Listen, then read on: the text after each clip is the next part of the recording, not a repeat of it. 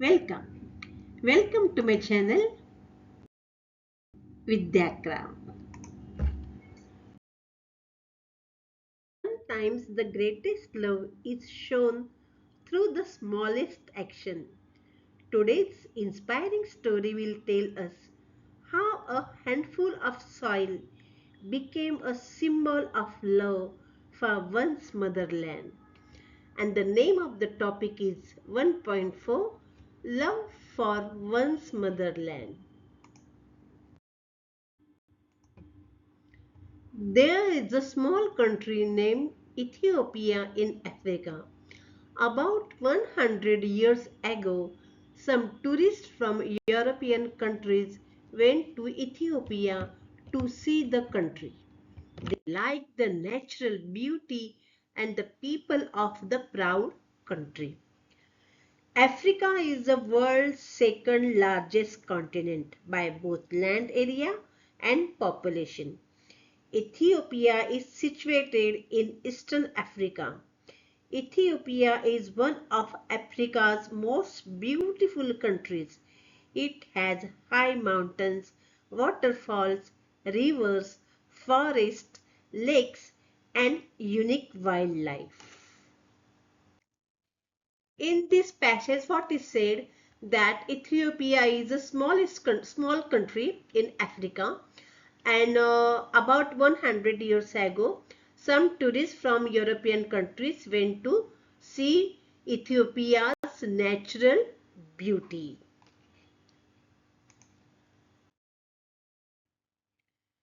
The group of tourists were staying in an inn. They would go out early in the morning to see the natural wonders of that land. Ethiopia is a country blessed with natural beauty. It has high mountains, green forests, beautiful lakes, and magnificent waterfalls.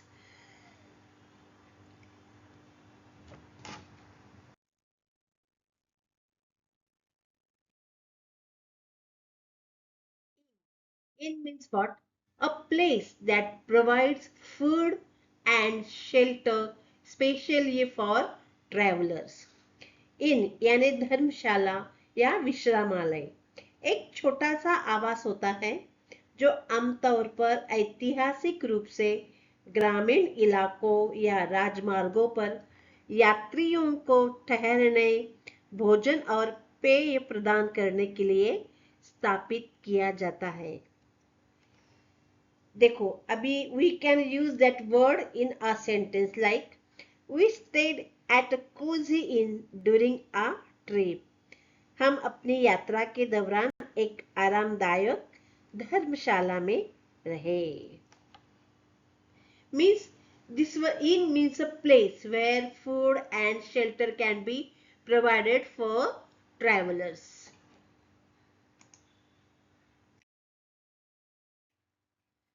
The Ethiopians looked keenly at those strange foreigners.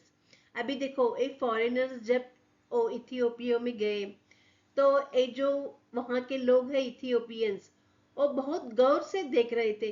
अरे सब गोरे चिट्टे लोग आए हैं, किस लिए आए होंगे, और इनका ड्रेस अलग है, हम अलग है, कौन से देश से वो आए होंगे, ये सब ये सोच रहे थे. The simple Ethiopians were too shy to talk with them.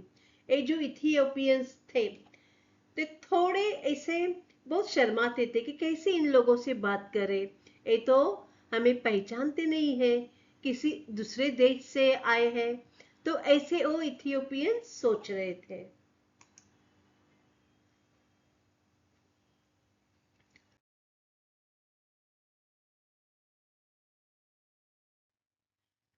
One day, a person approached those foreigners and asked.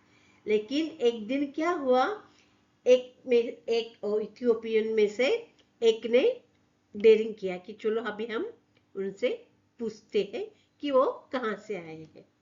From which land do you come and what are you doing here? उन्होंने पूछा एक Ethiopian ने कि आप कहाँ से आए हो और यहाँ क्यों आए हो? तो अभी वो फॉरेनर्स ने क्या आंसर दिया, देखते हैं। We come from the countries of Europe to see your beautiful country. उस यूरोपियन ने क्या आंसर दिया कि हम यूरोप से आए हुए हैं और आपकी जो ब्यूटीफुल कंट्री है वो हम देखना चाहते हैं। We are of different lands but are friends. हम दूसरे दूसरे मातृभूमि से या जगह से आए हैं, लेकिन हम क्या है? We are friends. Another tourist added, though we are seeing your land on our own, if we get someone who can speak our language and your language, we shall enjoy more.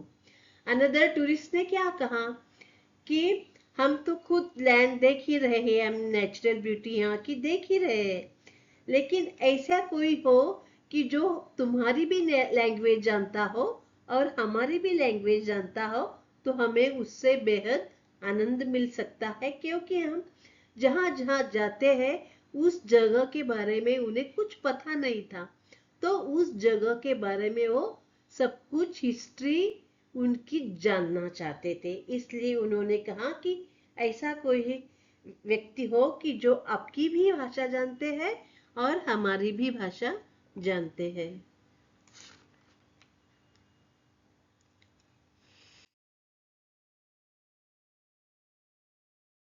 The Ethiopians informed, you should go to our king and seek his help.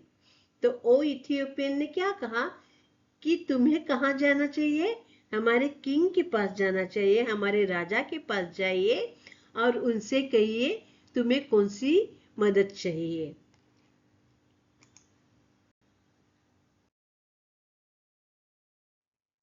The next day, tourists went to the king and requested him to provide a guide. अगले ही दिन tourist कहाँ गए? राजा के पास गए और उन्होंने उनसे नम्रतापूर्ण कहा कि हमें एक गाइड दिलवा दीजिए। The king asked, well, first you tell me, have you liked whatever you have seen on your own sofa? Happy or unhappy? राजा ने कहा ठीक है, पहले हमें कहिए कि जो जो चीजें अब तक आपने यहाँ देखी है वो आपको पसंद आई, आप खुश हो या नहीं हो।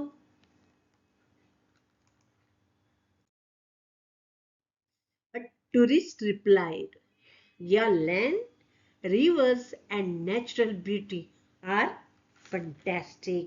और टूरिस्ट ने क्या कहा कि यहाँ के जो रिवर्स है, ये भूमि है, यहाँ की जो नेचुरल ब्यूटी है वो बहुत शानदार है, बेहतरीन है।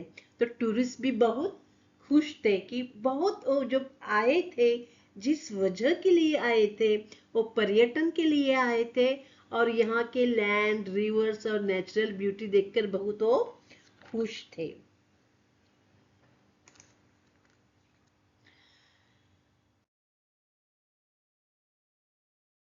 But if we get a guide, we will know about the history and the legends attached to this country.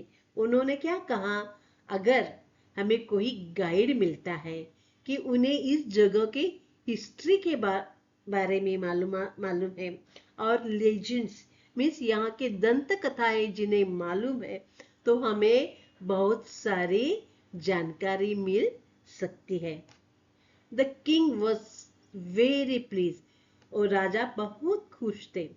He treated them as a royal guest and put them up in his palace.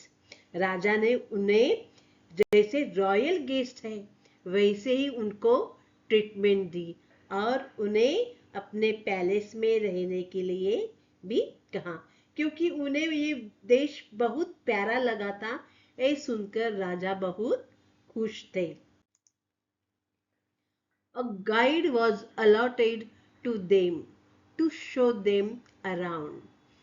अभी उनके लिए एक guide दे दिया कि जिससे उनकी भी भाषा आती हो और इथियोपिया की भी भाषा आती हो और जिन्हें इथियोपिया के बारे में हिस्ट्री मालूम है, उन्हें लेजेंड्स मालूम है, कि जो सब चीजें वो उन यूरोपियन को बता सके। द टूरिस्ट वेर डिलाइटेड, और टूरिस्ट भी बहुत खुश हो गए। They like the king very much and admire him, उन्हें भी राजा बहुत पसंद आए थे, क्योंकि राजा ने उन्हें गाइड दिया, फिर भी और उनके पैलेस में रहने के लिए कहा, और जो नेचुरल ब्यूटी थी, वहाँ की लैंड थी, वहाँ की हिस्ट्री थी, वहाँ की लेजेंड थी, उनके बारे में सब जानकारी देने के लिए गाइड भी प्रोवाइड किया। That's why the Europeans were very happy and they admired king also. Admire mean appreciated, जो जो किंग ने उन्हें हेल्प की थी उसके बारे में वो एडमायर कर रहे थे। उन्होंने यूरोपियंस ने अप्रिशिएट किया था किंग को, कि किंग कितने सहायता उन्हें कर रहे हैं, the king is helping them.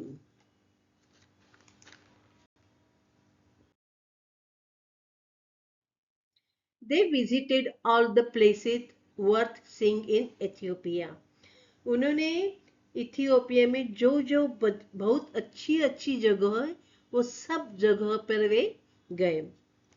They recorded everything in their diaries with diagram. देखिए, उन दिनों जब 100 years पहले की एक कहानी है, उन दिनों कुछ ऐसा डिजिटल इंस्ट्रूमेंट नहीं था, मोबाइल वगैरह नहीं थे कि चलो कैमरा लिया और फटक से फोटो निकाले और स्टेटस पे डाल दे, ऐसे नहीं था। तो उन दिनों क्या थी, एक डायरी रहती थी, और वो डायरी में क्या करते थे, जितना जितना उन्हें मालूम है, उन्होंने जिस जिस चीजों का अनुभव लिया है, उस सब चीजों का अनुभव वो डायरीज में लिखते थे, और वो भी डायग्राम के साथ। इसकी वजह से वो बेहतरीन समझ सके, और जो जो इनके बाद में पढ़ने वाले हैं वो डायरी को, वो भी समझ सके। तो diary is one of the reliable thing for the study also.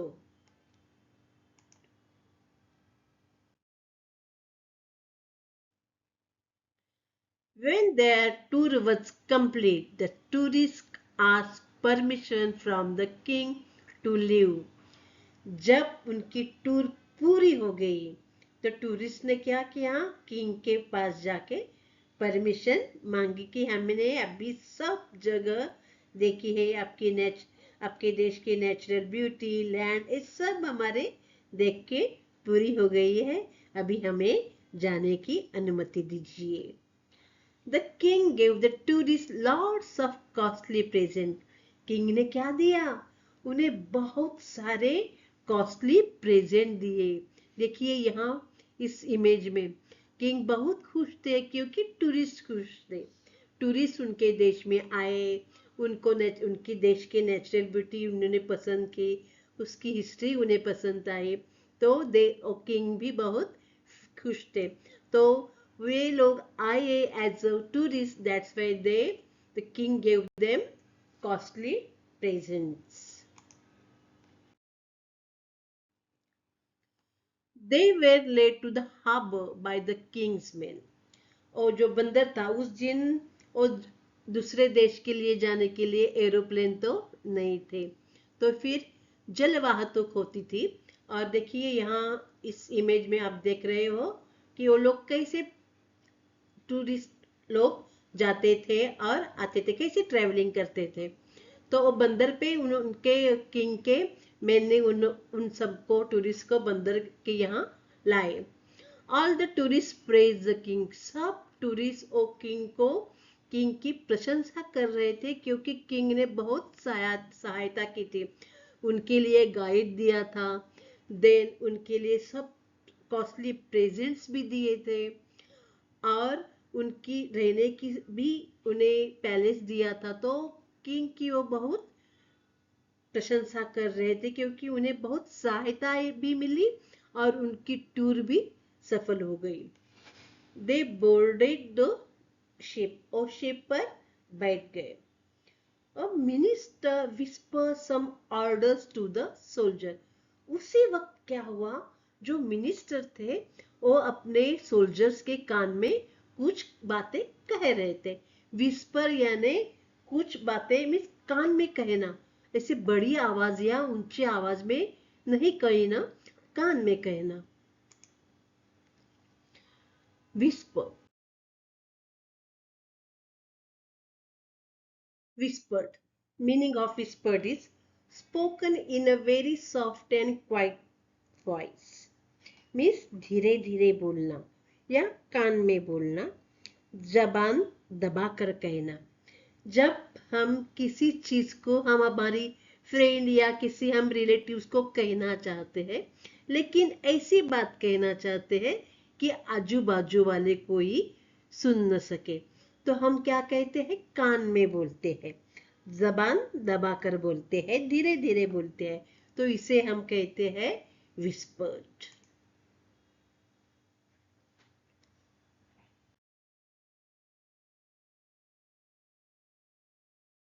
Board, to get on a ship, plane, bus etcetera, यानी चढ़ना, सवार होना। बोर्डेड शब्द का मुख्य अर्थ सवार हुआ या चढ़ा होता है। यह अक्सर किसी यात्रा के साधन जैसे विमान, ट्रेन या बस में प्रवेश करने के लिए इस्तेमाल किया जाता है। सवार होना जैसे विमान, ट्रेन या बस में चढ़ना। उदाहरण है, ही बोर्डेड द प्लेन, इसका अर्थ है वह विमान में सवार हुआ। अभी यूरोपियन कहाँ सवार हुए थे, वो जहाज में सवार हुए थे, शिप में सवार हुए थे।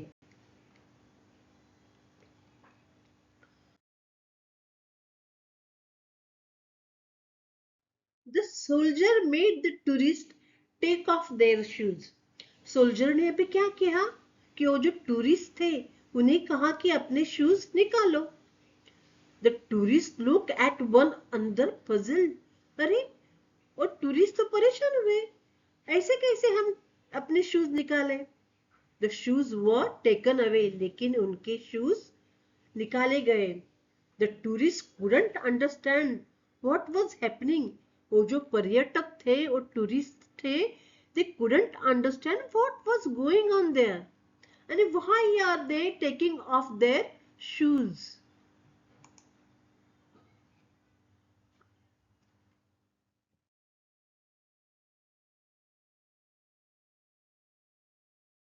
Puzzled, feeling confused or baffled. Now Europeans were puzzled. They couldn't understand why the soldiers were taking off their shoes. No one explained anything to them. लेकिन कोई भी उन्हें इसकी वजह बता नहीं रहा था. Some of the tourists were getting irritated. कोई टूरिस्ट तो बहुत गुस्से में आ गए. One of them showed courage to ask. और उनमें से एक ने धैर्य बढ़ाया और पूछा, Is it your custom that foreigner has to leave his shoes back? ये तुम्हारी कस्टम है कि फॉरेनर्स जाते हुए तुम्हारे शूज वापस दे? Another one suggested, if that's so, please give us new shoes.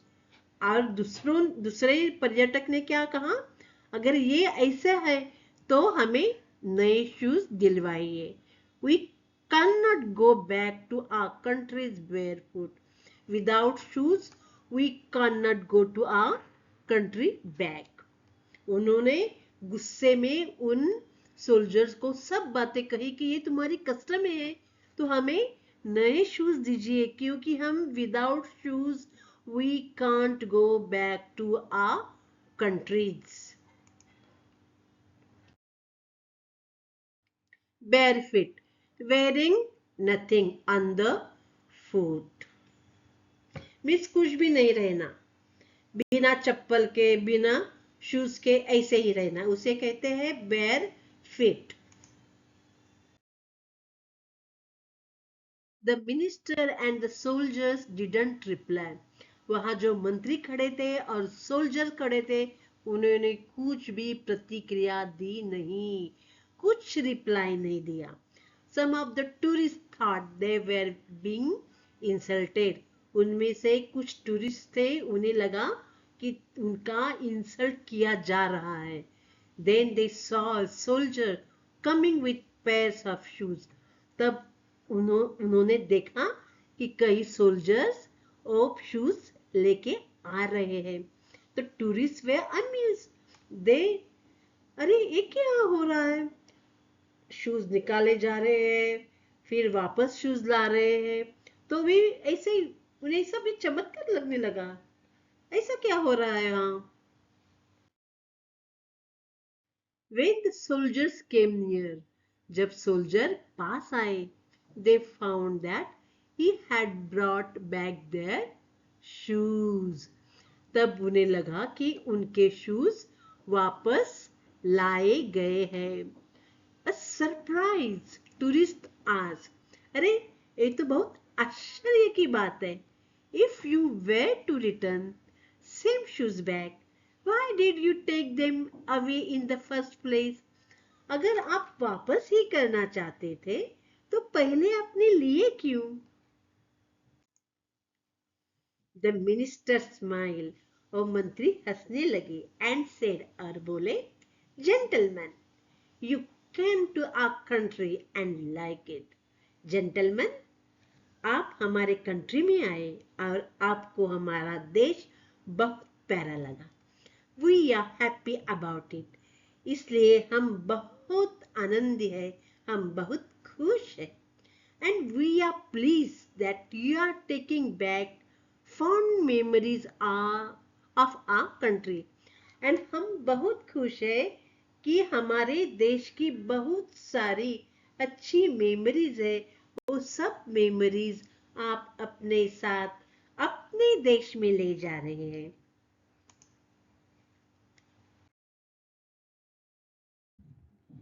But we don't want you to take back our soil. So we dusted your shoes clean. We love our soil more than our own lives. Thank you. The tourists were amazed to see the Ethiopians' love for their soil. इथियोपियंस अपने देश को बहुत प्यार करते थे। उनका राष्ट्र प्रेम इतना था कि उनके देश की मिट्टी भी वो नहीं चाहते थे कि किसी और देश में जाए। और ये बात सुनकर टूरिस्ट को बहुत आश्चर्य हुआ कि इथियोपियंस इतनी स्मॉल कंट्री है लेकिन उनका अपने देश के प्रति बहुत प्यार है। मातृभूमि प्रेम वह गहरा और अटूट भाव है जो हर व्यक्ति को अपनी जन्मभूमि की मिट्टी, संस्कृति और देशवासियों से जोड़ता है। ये भावना सिखाती है कि जिस मातृभूमि में पाला पोसा है और पहचान दी है, उसके प्रति समर्पण और सम्मान हर नागरिक का सबसे पहला कर्तव्य है। ये यूरोपियंस उन इथियोपियन से सीखिए। See, a group of European visitors traveled to Ethiopia. What they saw there? Ethiopian people respect their homeland so deeply that even its soil become precious for them. Today's lesson is unforgettable lesson about patriotism, which keeps the nation safe from all type of enemies. तो ऐसे इथियोपियंस लोग हैं जो अपने मातृभूमि से बहुत प्यार करते हैं और वो इतने प्यार करते हैं कि वो उनकी मिट्टी भी बहुत मूल्यवान समझते हैं। अपने देश की मिट्टी को भी मूल्यवान समझना, यही बात से हमें प्रचिति आती है कि उनका अपने देश के प्रति कितना प्यार है। So thank you for watching my video till the end, and please like, share and comment my channel with the crown and subscribe it by pressing bell icon to get time to time notification of every new video. Wish you all the best